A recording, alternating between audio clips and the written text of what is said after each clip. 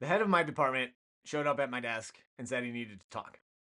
So we went back to his office, and the president of the company was sitting there waiting. So, not a good sign. They were concerned with the project I was working on. They were concerned with my actions that I was taking and the speed at which the project was moving. So they started to, lay in and voice their concerns and try to motivate me the best they could in a way that bosses and managers sometimes do. Their two focuses were on money and a kind of a guilt trip on teamwork.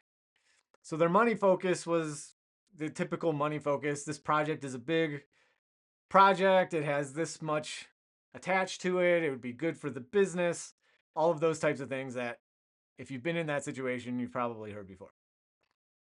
The other option was the teamwork motivation, in which they tried to kind of guilt trip me into thinking that, I was letting down the team, that I wasn't a part of the team. At one point, they even talked about jumping out of a helicopter and that they were concerned I wasn't going to jump out with them. And of course, my sarcastic mind kept thinking that it'd be pretty cool just to jump out of a helicopter anyway. I didn't say that, but that's what I was thinking. With that being said, they probably saw all of that in my face. I say that because this conversation went on for quite a while as they kept repeating the money thing and the team thing and the money thing and the team thing. And so my face probably wasn't giving them much hope that it was sinking in, that their message and that their motivation was sinking in. And so what can we learn from that? The main thing that I saw as I reflect back on that story and move forward is that they were trying to motivate me with their motivations. It was no surprise that the president was very concerned with the money and the amounts of the projects and that kind of stuff. Completely understandable. But that was his motivation, right? That wasn't mine.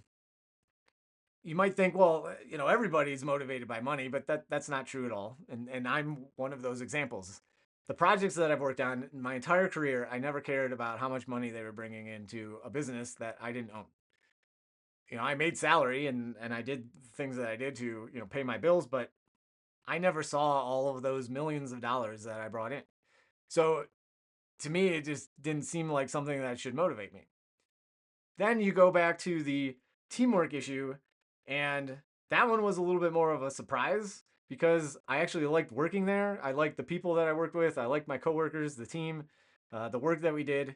So that one, maybe my facial expression was just more or less confused and baffled rather than just apathy like the money issue.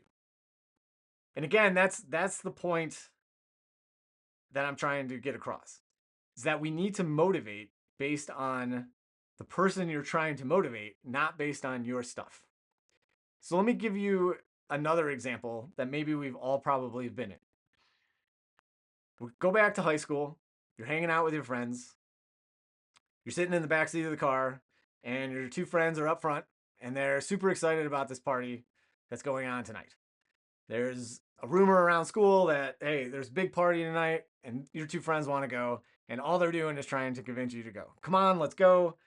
Everybody will be there. We'll be the only ones who don't go. Everybody's going to talk about it on Monday. We got to go. We got to go. You're sitting in the back. Nah, I don't think so. I don't want to go. And then finally, it dawns on one of your buddies. Oh man, that guy or girl you're really attracted to? They're going to be there. And so it finally hit them that they need to switch the motivation from all of their motivations to your motivation. And that's what they do. They just lay into your crush. He or she's going to be at the party. You guys can talk together. You guys can dance. Maybe you guys could even hook up. And so now, this hard stance of not wanting to go to the party and you're softening up. The reason you soften up and the reason that you ultimately say, okay, fine, let's go to the party is because they focused on your motivation, right? Your crush. the guy or girl that you're attracted to and that you might be able to spend some time with at this party. It wasn't about them. It wasn't about all the things, reasons why they wanted to go. You softened up and you decided, hey, I'll change my mind because they focused on your motivation. Have you been there? Or is that just the storyline in Dazed and Confused? But I bet you've been there. And I bet you've probably been in both situations. You've probably been in the backseat and the person who didn't want to go and your buddies and your friends were all just ganging up on you and trying to convince you.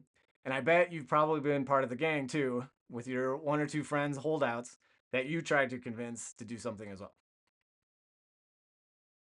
Think about that for a second, because that's again where we wanted to go with this message, that you needed to understand what their motivation was in order to get them to change their mind, in order to get them engaged and encouraged to go do the thing that you guys want to do. So you want to go to the party, you got to think of a reason why they want to go to the party. If you want them to work on a project, you got to worry about what they are interested in that project. So again, it's not about you, it's about them. Why is it so hard? So first of all, it's natural. We spend 100% of our lives with ourselves, so we're used to what motivates us, what we're interested in, where we want to head. So it being natural, we can kind of, it's more of a knee-jerk reaction or kind of muscle memory because that's what we're used to. The other thing is, it's probably under situations of pressure or being rushed. So if you're going to a party and it's that night, well, you're in a little bit of a hurry. We got to make a decision. We want to go. Let's get going. Or if you're at work, it's probably a bunch of pressure, pressure from the customer, pressure from upper management. There could be some threats involved. So there's other different reasons as to why we dive straight into what motivates us, but it's a little bit of a combination usually of that pressure and being rushed, along with it being completely natural that what we think about is the stuff that we think about. So how do we overcome that? So in the long term, what we need to do is we need to start listening. Go back to my example. The president didn't know anything about me. He never talked to me really. There was no way he was ever going to know what motivated me. So that's understandable because he never spent time with me. Hence, he never listened. My department head, on the other hand, spent quite a bit of time with his department. So that was good. Did he listen to what motivated his folks? I doubt it, but that doesn't mean, I don't know 100% of what was going on. So maybe he did, maybe he didn't, and maybe he just didn't think about it in the heat of the moment. Like I said, he was under a lot of pressure, so maybe he didn't think about it. But the more we listen, the more we'll understand what is motivating our folks. And the reason is because they repeat it a lot. When you ask them what's going on with the project and what they typically like the things that they're focused on. When you ask them what is the problem or what is the concern with the project or the company or those kinds of feedbacks, typically they're going to give you the feedback that they're motivated in. So you're going to hear that. And if you do that enough and you continue to listen as they talk to their friends, as they talk to other coworkers, as they talk to project teammates, you're going to start hearing a theme. And each person's theme is going to be a little bit different, but you're going to hear it and it's probably going to be repeated over and over again. So now you have at least some good idea of where to start when you're trying to motivate another person. I get it. That takes time. So what happens now? I have a project now. We need to get this thing done by the end of the week. Yes, I watched this video today, but I got stuff going on right now as well. I don't necessarily have the time for the long term. So there's the short term solution. The short term solution is ask. So if we go back to my example, instead of telling me about the money and telling me about the teamwork, pause, take a break, and say, hey, Doug, you've been working on this project a little while.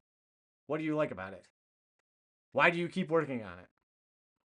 Yes, their answer could be, I don't like anything. I'm just doing it because you told me to. That's an option. That's also information for you.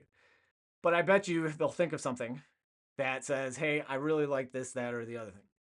And that's where we can, at least in the short term, use that motivation to help push or convince. So in my circumstance, had my bosses asked me why I like that project, what was going on there, I would have told them, hey, this is a cool project. It's got some impact. Because for me, impact is what motivates me, regardless of how large the project is or what we're doing. If there's a good, decent impact, I'm on. Which is also why I was, confused as to why they brought up the whole teamwork thing. Teamwork is impact. And I was in on it. Plus, the team was pretty cool. So, I mean, it was easy to want to help them and be a part of that team as well.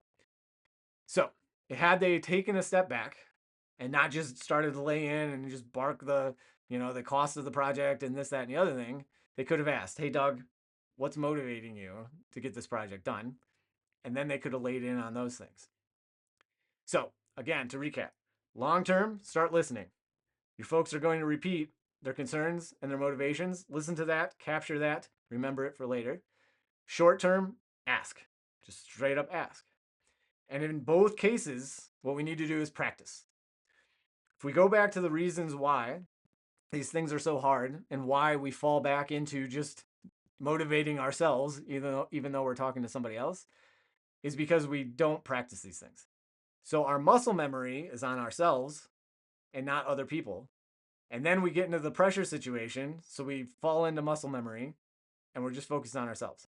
If we practice, when these pressure cooker situations happen, we'll be better prepared to actually pause and then ask these types of questions and refer back to what we had listened to all of that time.